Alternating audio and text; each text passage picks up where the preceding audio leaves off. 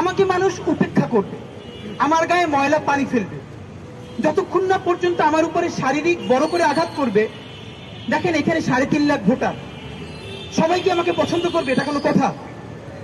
আমাকে একবার বললো যে আমি এইটা আপনাদের মাধ্যমে কার মাধ্যমে ভাইরাল হয়েছে জানি না, আমাকে অনেক বন্ধুরা বললো কি তোমার কি এই কথাটা বলা ঠিক হয়েছে, কাটাবন মসজিদের সামনে জনসংযোগ করছি। তো এক চাচা দেখেন, আপনারা একটা ব্যাপার খেয়াল করবেন, মিডিয়ার বন্ধুরা অনেক রাগ করেন কেন, যে প্রতিদিন কোথায় কখন ক্যাম্পেইনে যে আপনাদেরকে জানাই না।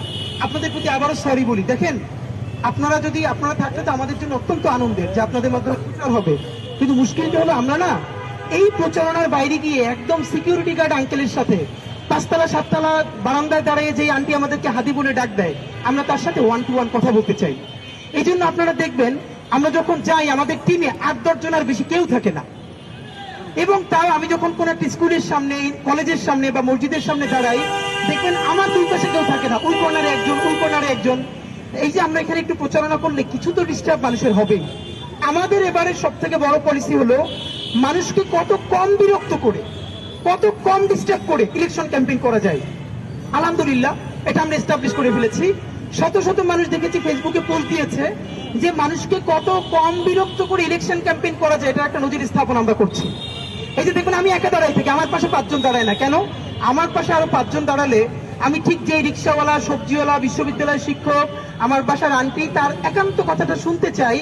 আমার পাশে যদি আমার বন্ধুরা দাঁড়াই থাকে বা মিডিয়ার 5 জন ভাই থাকে, তিনি তো আমার সাথে এসে কথা বলতে কমফোর্ট ফিল করবেন না, তিনি তো ক্যামেরার সামনে কথা বলতে চান না, তিনি আমার সাথে একান্ত কথা বলতে চান। আমার সাথে 10 জন থাকলে তিনি কথা বলতে চান না। এই জন্য আপনাদেরকে কাউকে না জানাইয়া আমরা হুটহাট গিয়ে এক এক বাড়ির সামনে দাঁড়াই, স্কুল কলেজের সামনে দাঁড়াই, চা খাই, বাড়ির দারোয়ানের সাথে কথা বলি, এবং আমরা তাদের কাছ থেকে রিয়েল রেসপন্সটা শুনবার চেষ্টা করি।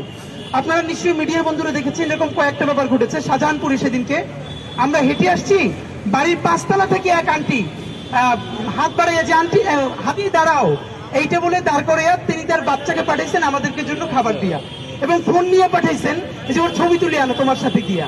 এরকম আমাদের সাথে প্রচুর ঘটে।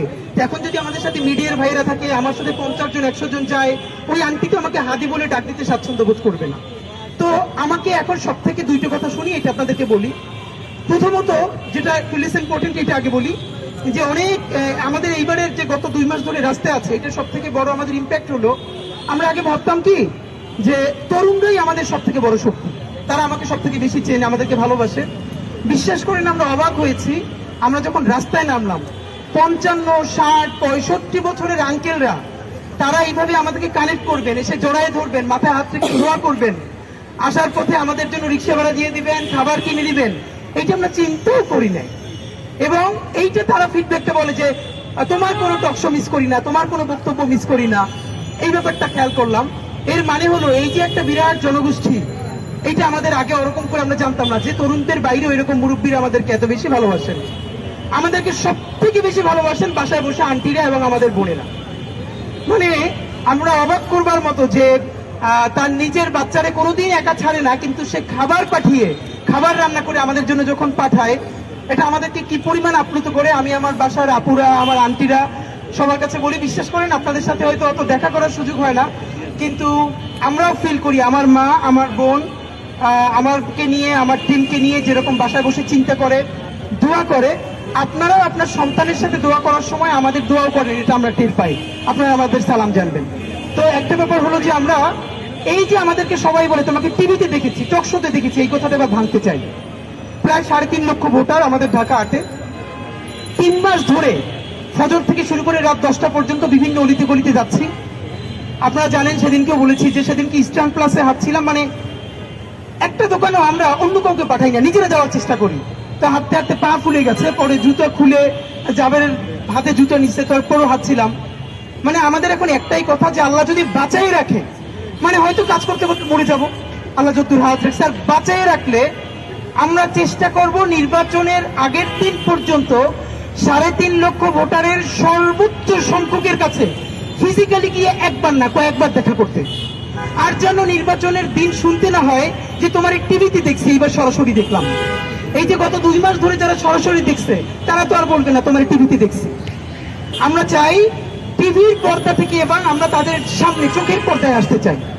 এই জন্য আমরা মিডিয়ার বন্ধুরা আপনাদেরকে সাথে নিতে পারি না। আপনারা প্লিজ কষ্ট পাবেন না, আপনারা আমাদের জন্য দোয়া করবেন, ভালোবাসা জারি রাখবেন। সব থেকে কষ্টের কথা বলি, কষ্টের কথাটা হচ্ছে 1,00,000 বারের চেয়ে যেই কথাটা এখন পর্যন্ত আমি আমার টিম বেশি শোনে, মুরব্বীদের কাছ থেকে, আঙ্কেল আন্টিদের কাছ থেকে, জুলাইয়ের শহীদ পরিবারের কাছ থেকে, যে ভাই আপনি কিন্তু এইরকম থাকেন, জীবনে চেঞ্জ হয়েন না। মুরব্বীরা মাথায় হাত রেখে বলে, হাতে তুমি একটু বদলাবে না, তুমি এইরকম থাইকো।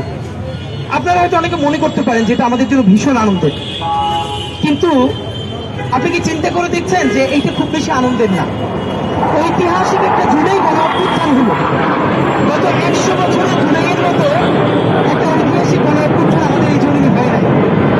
আমাদের প্রত্যাশা ছিল এই ঐতিহাসিক গণ অভ্যুত্থানটা যে তরুণদের হাত ধরে হয়েছে, কমপক্ষে 100 তরুণ এদেশে এরকম জায়গায় দাঁড়িয়ে যাবে, বাংলাদেশের 20 কোটি মানুষ চক্ষু বন্ধ করে যেন বলতে পারে যে দেশ উল্টে যেতে পারে, কিয়ামত হয়ে যেতে পারে। এই 100টা ছেলে মেয়ে জীবনও কোনোদিন দেশপ্রেমের প্রশ্নে, স্বাধীনতা সার্বভৌমত্বের প্রশ্নে, ইনসাফ এবং সততার প্রশ্নে কারোর সাথে আপোষ করবে না। ওদের জান যাবে, কোনোদিন জুলাই বিক্রি করবে না।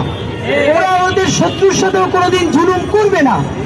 কিন্তু অত্যন্ত আফসোস, সেই জায়গাগুলো নষ্ট হতে হতে হতে হতে আজকে 20 কোটি দেশপ্রেমিক মানুষের সমস্ত চাপ যেন ওসমান হাদি এবং তার টিমের উপরে পড়েছে।